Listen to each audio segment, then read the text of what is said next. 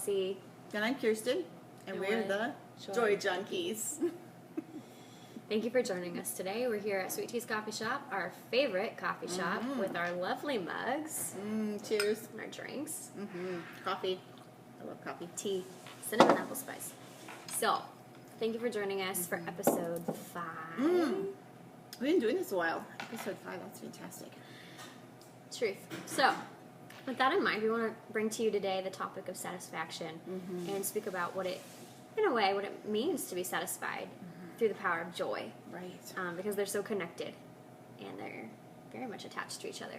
So, we want to talk about how joy does have that power to bring about a satisfaction that is very lasting, that can remain with you for unlimited time. I think that when you talk about relational joy, that's different than joy of other types of joy, like pseudo joy, like coffee. Like, as soon as I took a drink of this coffee, there was this sort of thing that happened inside of me. I felt satisfied, right? I was like, I just feel satisfied. Or when I get the ice cream that I've been craving, there's just this whole idea that satisfied, you're satisfied because whatever your craving is gets met, and it kind of hits the spot. Yes, right? It does hit the spot. And in relational joy, I don't know that it's quite as easy as my craving for coffee or my craving for Dr. Pepper or my craving for ice cream. It's true. It is so true. So Guilty. True. I don't know that it's quite as easy to really identify relational satisfaction. So I thought maybe we could talk through, what does that mean to our audience? What does it mean to us? What is that?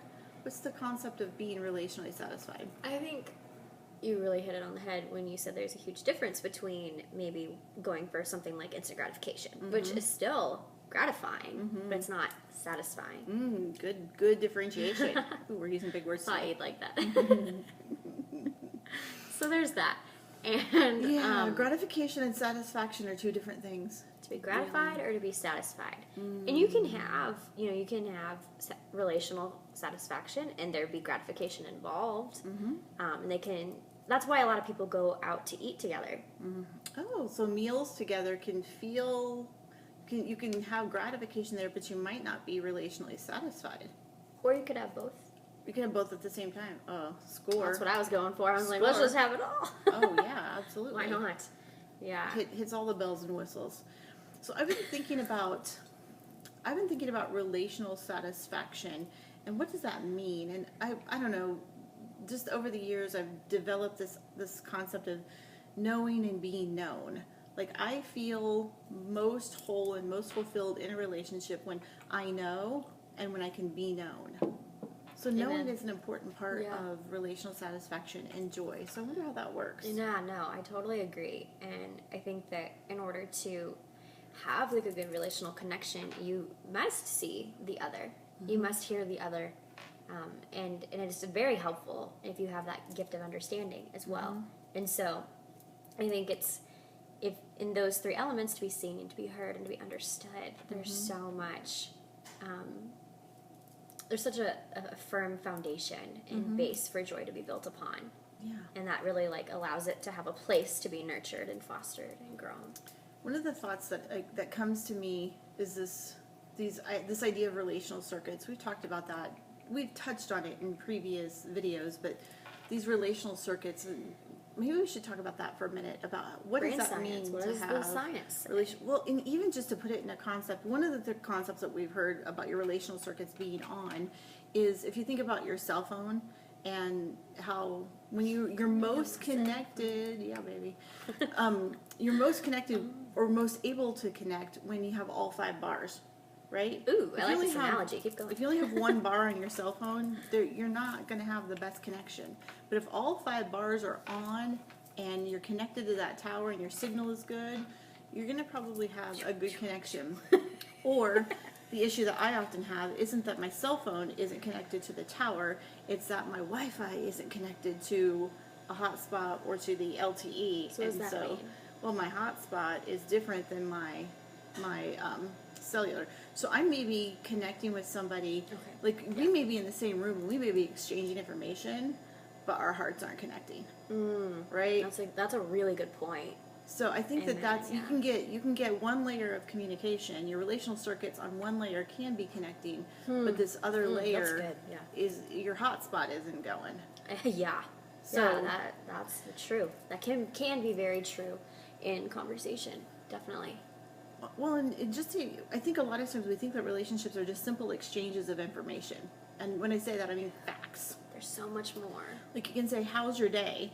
And you can go, "Well, at 2:00, I, typed a letter to the blah blah blah." But really, if you're not connecting emotionally, if your hotspot isn't on, and you're like going, "Wow, it was a challenging day. I had to type a letter to somebody really important, and I didn't quite know what to say." It's an entirely different set of information because you're sharing some vulnerability. And if the other person's like, "Wow, that sounded like it stunk," but they don't follow up on it, then probably their relational circuits aren't on, Yeah. and they're not connecting with you. Yeah. No, I think I really agree with all that. And yeah, just say that, if you have like a layer in your brain, those relational receptors that do exist in every human mind. That's just part of our human anthropology. It's true. In that, if there's a level that's shut off, then your relational receptors are not being maximized to their full potential. And so I think the most deep satisfaction happens when all of that is open, and you have to choose to be open to that. So there's a lot of choice in joy as well. But I think that being seen and being heard and being understood, That's like the evidence. those are the bars. Yeah. Those are the bars. Right. You can see and you feel seen. You can hear and you can feel here. So your seen and heard is probably the bars, and understood is the hot spot. Right? When I feel understood, like my heart lights up like Yes. nobody else's business. You can see and hear me all day. I complain. I know it's hard for anybody to even imagine me complaining, but I do complain from time to time that important people in my life may listen to me. They may even be able to explain what I said, but I still don't feel understood. And when I feel understood, my heart lights up, and there is so much joy in that it's just, wow, it's incredible. So there's an experiential understanding, which is very linked to joy. It's very present. It's very, very present. It's not, even in this moment, I was thinking about a situation that happened just this week where I didn't feel seen, I didn't feel heard. It was so powerful, and it was so heartbreaking, and I was so frustrated, and my relational circuits were off. Am I describing your week? Yeah. My relational circuits were off, and I was so brokenhearted. And the person who was involved in this exchange cared enough to pursue me in my anger and my disgust, and cared How'd it enough go? to invite me back to conversation. And we had to push through those other feelings to return to joy. But the moment that they were able to connect with why I was feeling the way I was feeling, I was understood. And I didn't immediately jump for joy. That did not happen. But I was better able to appreciate the whole experience and feel like this person really cared about me. Well, and in a psychological way, your brain was able to better open to relational joy with that person. Right. Because I felt secure in the relationship. Like, I know that the relationship is a secure relationship, but I wasn't feeling safe because they couldn't see me. They would not, could not, whatever the term was. I don't want to be mean to the person. I'm just saying there's people It's have a disconnection. weaknesses. Yeah. There was a very large weakness present. Yeah, distraction, whatever that is. Yeah. And so I think that there's a differentiation between safety and security. Because there are relationships that are secure. We're going to be with them forever. I think family relationships, no matter what, those are our family members, especially Your if you're born blood to them. Right. You're born to them. You can choose your friends. You cannot choose your family. So you're going to be tied to them. And so there's a security in that. And sometimes we act uglier with those people. I'm not really confessing to anybody, so...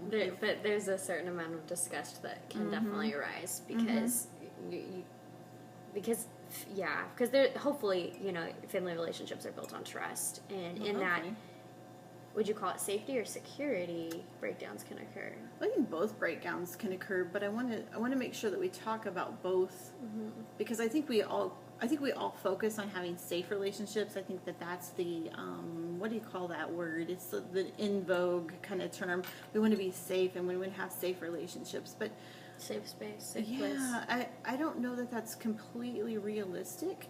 I think that we're human beings and we're going to miss. You know, not everything is going to hit the spot. And just because it doesn't hit the spot doesn't mean that somebody didn't care about us. So, But security since is we different. live in the world, Mm-hmm. that safety is not always guaranteed, right? Well, true. I mean, Yeah. there's nothing that can be guaranteed. But I think security and knowing that somebody's there for me, even when they can't quite connect with me, even when their relational circuits are off, they're still there. There's still the commitment to the relationship. Absolutely. I think that's what security is. You know that there's a commitment to the relationship regardless of whether or not those relationship circuits are really on and connecting. So then, on that, you could say that the relationship that you have with that person is greater than what broke down the joy, Right. Oh, Which- yeah, that's really good. which we'll elaborate on more in a future episode. She's alluding to the fact that we might have a plan for our next episode. So let's kind of recap this. What if I'm going to say relational joy hits the spot? What am I going to say? I'm going to say that I feel seen, heard, and understood. Seen, heard, understood. Not only is the bars on my signal all on, but my hot spot, that Wi-Fi inside of my heart. Is that where the hot spot is, well, right here? for me it is. This is my hot spot. This is where I feel it. Humans have hearts and brains. Yeah. So.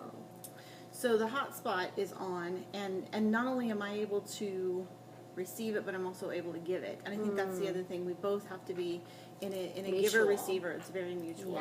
Yes. Very mutual. Give So and take joy in that way.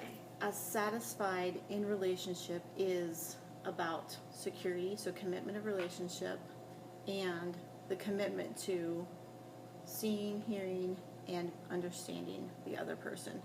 The relationship is greater than whatever the problem is. Yeah. Do you Yeah. have any thoughts? Yeah, just that one last remark Mhm. would be that basically it is through all of this you can come to realize in relationship that the person is never the problem. Mm. And I think that's just an important thing to Yes. hold on to. I know for me, I've had to hold on to that a lot. The person's not the problem. Maybe I was hurt by so-and-so, your family member, whoever, but that person, then in and of themselves, were not the problem because they have the capacity to return to relational joy and love and all that goes along with that. So we Yeah. didn't pre-think a big question this week, and I think we should ask the big question. And not that you need to share it with us, but I think you should ask yourself. ponder it within. Yeah. What are the relationships in which you are able to be known and know other people? How are you satisfied? What kind of satisfying relationships do you have? What Who kind of- hears you, who sees Yeah. you, who understands you. Yeah, because I think that's really important. If we're going to experience joy, we have to be able to identify those relationships as part of our circle of community. Our tribe. Yes. Yes. And no matter what, we want to see you and hear you. So join us on Yeah, Facebook for the please discussion. do. Send us an email. We're here for you, and we pray often for those who are watching our videos. So, And our email is what is it? 2, number 2, JoyJunkies@gmail.com. Yep, and it'll be in the comment section, so you can give us a holler anytime you want. If you have any kind of topic that you'd like us to discuss, please let us know, because we look forward to Awesome. meeting your needs. We have challenge accepted. Yeah. That'd be awesome. All right. Thank you for joining in this mission with us, and we hope to see you next time. At Take care. Sweet Teas with the Joy Joy Junkies. Junkies.